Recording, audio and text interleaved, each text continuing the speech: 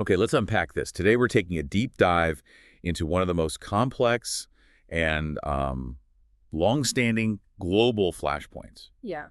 the Israel-Iran conflict. Mm-hmm. It's a situation that has cast, well, a long shadow over the Middle East for decades. But what does that really mean, especially given, the recent dramatic escalations? Yeah, it's really ramped up. For this deep dive, we're relying on a really insightful, condensed overview. Think of it like a shortcut to understanding the core dynamics at play here. I mean, what's fascinating, like you said, is that this isn't your typical war, where armies face off directly. Right. This is a profound, long-standing shadow war. It permeates everything: military intelligence, cyber, and these proxy domains. Proxy domains, okay. And as of, say, June 2025, it hasn't quite tipped into a full-scale direct conflict. But the tensions, they've undeniably escalated significantly in recent years. So it's like a calculated avoidance. Exactly. It's not just about avoiding direct confrontation. It's a deliberate strategy by both sides. They project power, they achieve objectives, but without triggering that catastrophic regional war that, honestly, neither is probably truly prepared for. That immediately begs the question then. Yeah. Where did this intense standoff even begin? What are the fundamental reasons these two nations are locked in such a heated, often unseen battle? Well, the source material we looked at points to three primary root causes. First, there's Iran's deeply ingrained anti-Israel ideology. Okay. Ever since the 1979 Islamic Revolution, Iran has openly called for the end of what it calls the Zionist regime. That term specifically denounces the very existence of Israel. It's like foundational for them. A core belief. Absolutely.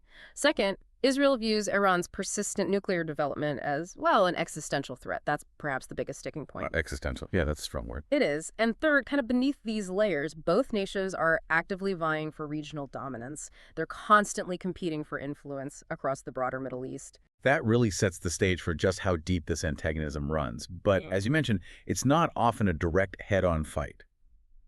This is where it gets incredibly complex, right? Yeah. Because Iran particularly has developed a very specific way of projecting its power without direct engagement. Exactly. Iran's strategy largely revolves around operating through this sophisticated network of proxy groups. Right, the proxies. Their most powerful ally, without question, is Hezbollah in Lebanon. They're incredibly well-armed, reportedly possess thousands of missiles aimed squarely at Israel. Thousands, wow. Yeah. Then you have groups like Hamas and Palestinian Islamic Jihad in Gaza.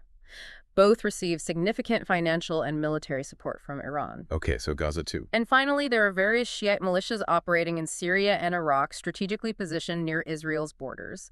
This whole web of proxies lets Iran extend its reach and pressure Israel without, putting its own national forces directly in the line of fire. So Iran has this complex, layered approach using proxies.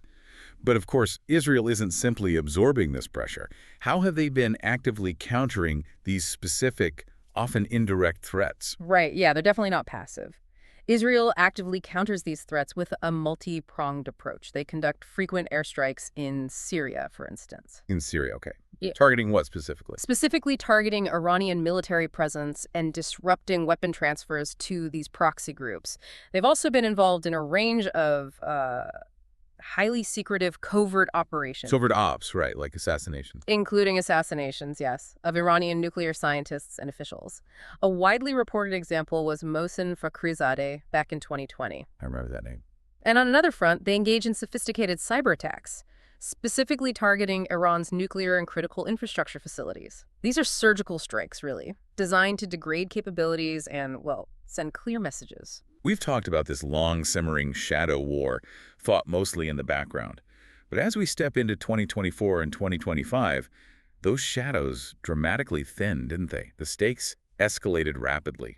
What were the key flashpoints that brought these nations so incredibly close to outright conflict? Yeah, things got really tense. The source highlights two major escalations that brought things to a very dangerous precipice. The first was the Hamas-Israel war, which kicked off with Hamas's surprise attack on October 7th, 2023. October 7th, right? Now, Iran was accused of providing weapons and training for that attack. and its aftermath quickly spiraled into the Gaza war, triggering much wider regional instability involving many of those proxy groups we just talked about. It pulled everyone in. It really did. Then, in April 2024, we saw something unprecedented: direct confrontation. Iran launched over 300 drones and missiles directly at Israel. Over 300? That's staggering. Why then? It was retaliation. Israel had conducted an airstrike on Iran's Damascus consulate, killing several high-ranking IRGC commanders. The IRGC, the Revolutionary Guard? Exactly, a powerful branch. But what's crucial here is the defense. Israel, with significant help from the US, UK, France, and Jordan, intercepted an astonishing 99% of those projectiles. 99%? That's almost unbelievable. It is, and that incredibly high interception rate didn't just prevent massive casualties. It fundamentally showcased the layered defenses available. It might have reshaped Iran's thinking about future direct attacks. A major defensive statement. For sure. And in turn, Israel then retaliated with precision strikes inside Iran. That marked a truly unprecedented level of direct engagement between the two nations on their own soil. Wow. So attacks on Iranian soil, that changes things. Yeah. Given these escalations, this shadow war getting less shadowy, the nuclear dimension feels even more pressing, doesn't it? Yeah. What are the critical stakes around Iran's nuclear program? Oh, absolutely. This raises an extremely important question because the nuclear stakes are incredibly high. Iran is widely believed to be months away from developing a nuclear weapon if it chooses to pursue that path. Months away, that's close. Very close.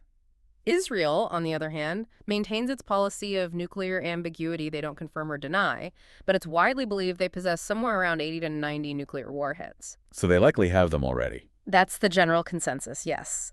This creates a very real looming possibility of a potential Israeli preemptive strike on Iran's nuclear facilities. Like they've done before. Exactly. Much like their historical actions in Iraq in 1981 or Syria in 2007, where they took out nascent nuclear programs.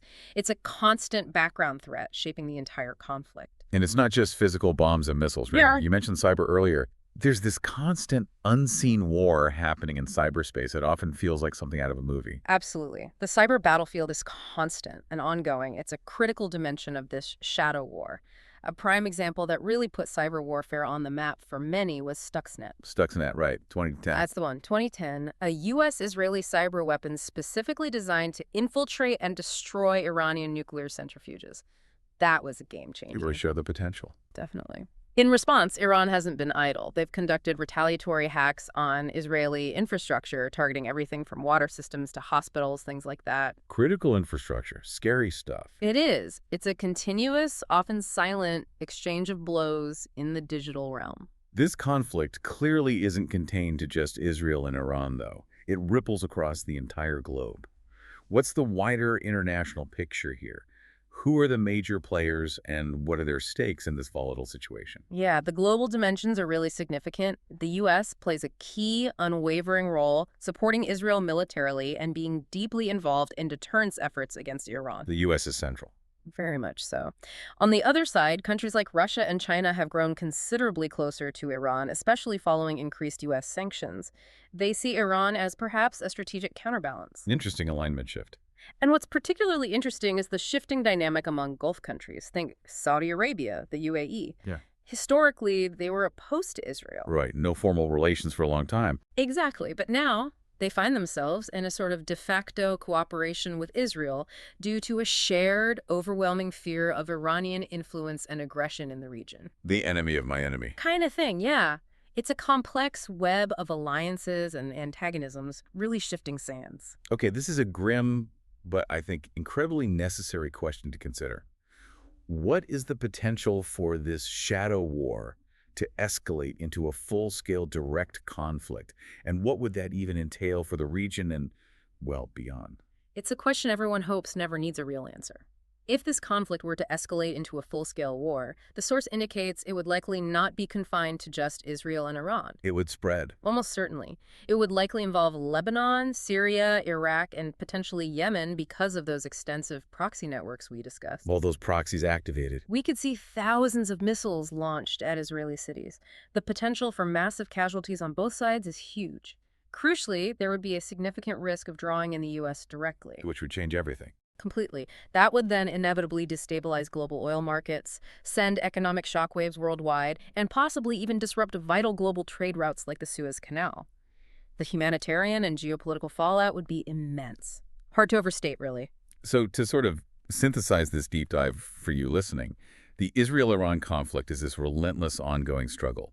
It's fought primarily in indirect ways, through proxies, cyber ops, intelligence, but it has become increasingly direct and dangerous since 2024. It remains an extremely volatile situation with a very real potential for a wider regional or even global conflict. And what's really striking here, I think, is how all these interconnected layers, the ideology, the nuclear ambition, the proxies, the cyber warfare, these evolving global alliances, how they all weave together to create such an incredibly complex and perilous situation. Yeah. Understanding these different elements and how they interact is just essential for anyone trying to make sense of the Middle East today. It's not simple. No, definitely not simple. And when we look at such entrenched, long-standing conflicts like this one, it often raises an important question, maybe something for you to think about.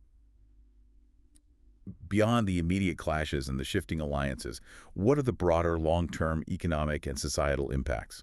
For the region, sure, but also for the world, if this shadow war were to fully ignite. Something to mull over. A crucial question. Thank you for joining us on this deep dive.